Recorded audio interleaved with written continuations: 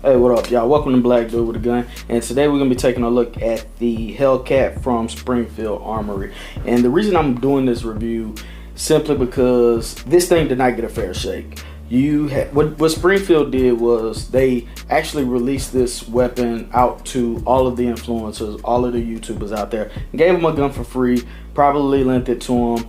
And what happens is this encourages people to actually give a false review, kind of take it easy on them, just so they can be considered for the next round or the next release that Springfield comes out with. So I felt that was disingenuous, so I felt like I should definitely do an unbiased review. On the flip side, you actually have a lot of Glock fanboys, SIG fanboys that literally hate this weapon for what it stands for. This is the direct competitor to the P365, which was the first of the micro compact segment. And this one kind of stirred the pot a little bit. A lot of Glock fanboys will not give this thing a chance. So I decided to just jump right in, give an unbiased review. So let's jump right into it. First off, this thing has been cleared, nothing in the mag, nothing in the chamber.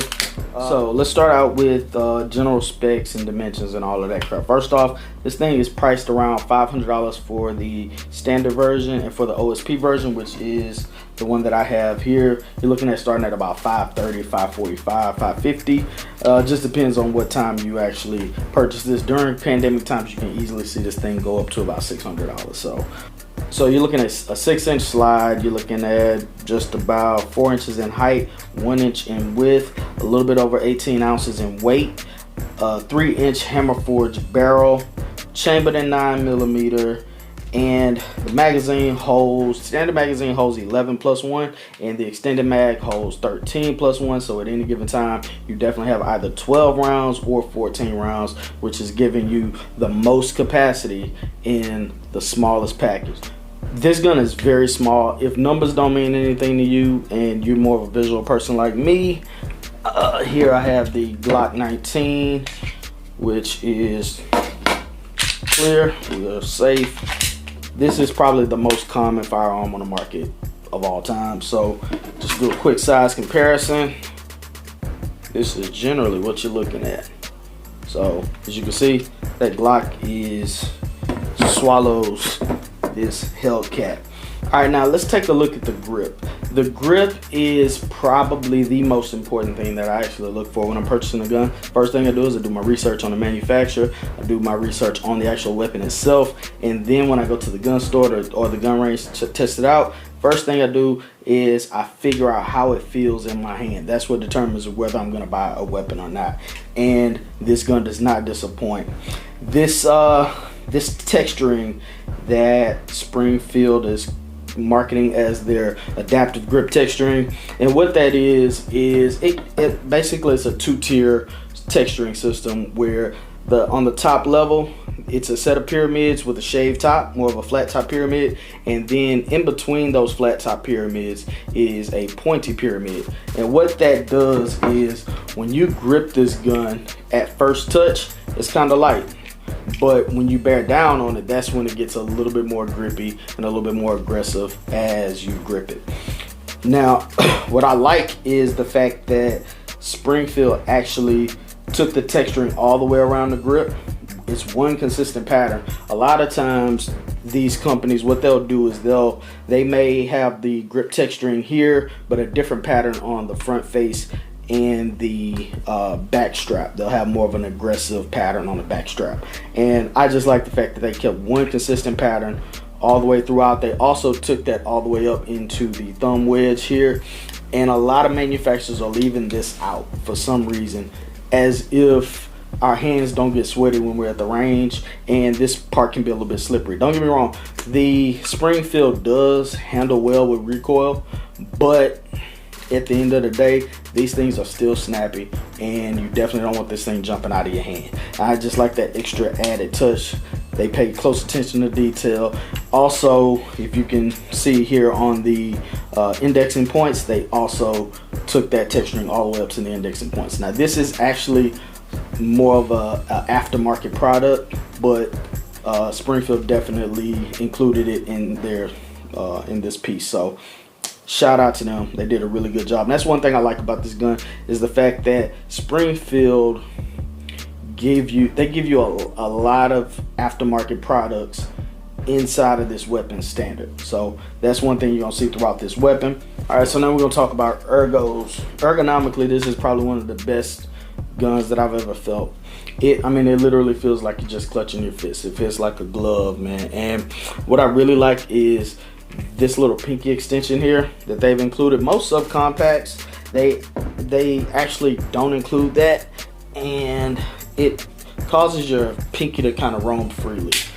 First off, this is the CZ P10S, and it is a subcompact, and the only gripe I have about this gun is the fact that my pinky kind of slips off. So I'm glad that Springfield included that in the Hellcat, so it just feels really good to grip. Now this deep undercut of the trigger guard in conjunction with this deep cut in the beaver tail allows me to get a really high purchase on that bore axis, and it just helps with my accuracy and helps with recoil. So I really like that. I also like the fact that they included these little thumb wedges. Gives my thumbs a place to rest, my index finger as well, so that really feels good. What I've noticed is that a lot of people have failed to mention this vertical grip, and this is one thing that is key as far as handling that recoil. Most guns like the Glock, one thing I don't like about the Glock is the fact that they have this this more slanted angle, and what it does is it forces your wrist to go into a downward angle, so when you're getting that recoil, it is killing your wrist. And the benefits to having more of a vertical grip is the palm of your hand is absorbing a lot of that recoil. The palm of your hand, and it's traveling into your arm versus into your wrist. So it's keeping down on that muzzle flip, and it's definitely helping you out with that accuracy. So definitely like that. The other thing I like on the Hellcat is the trigger. The trigger, it's a really good trigger. There's a few things I like about it, a few things I hate.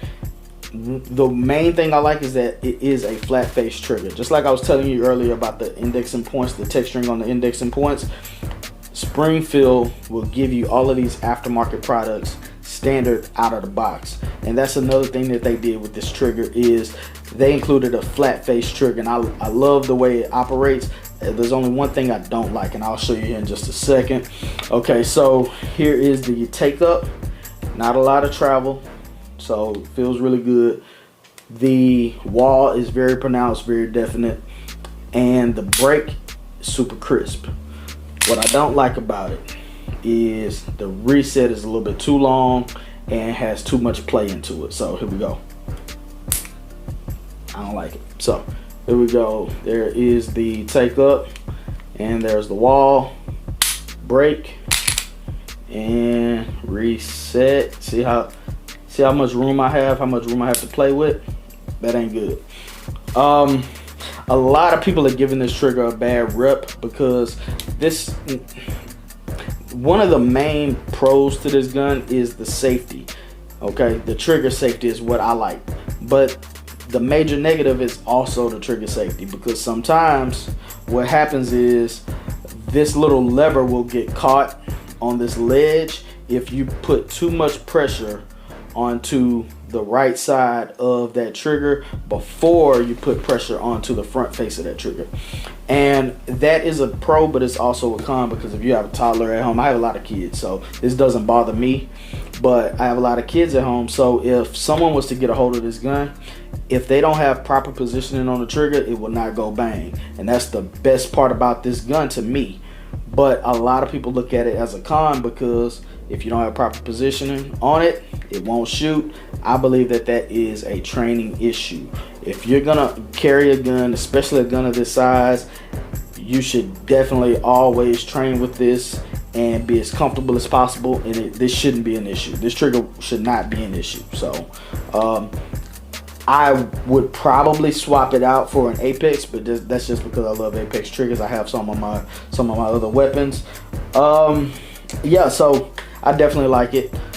I also like the fact that they included a Picatinny Rail. Most of the other manufacturers in this segment are not including a Picatinny rail. The Glock 43 and the 43X, also the P365, do not have a pick rail. The P365 does have their proprietary SIG rail, but you don't have the aftermarket support for that either. The Glock, they don't have a rail at all, but they have a lot of aftermarket support. So a lot of attachments and lights and lasers can definitely be attached to their trigger guard. There's some for this one as well. I'm not a fan of running any kind of lasers or lights or optics on my concealed carry weapon, so not a big deal to me. I don't really care, but I'm glad that they actually included it. And I'm the type of person that even if I don't like it, even if I don't want it, give it to me anyway. So I'm glad that they definitely included that.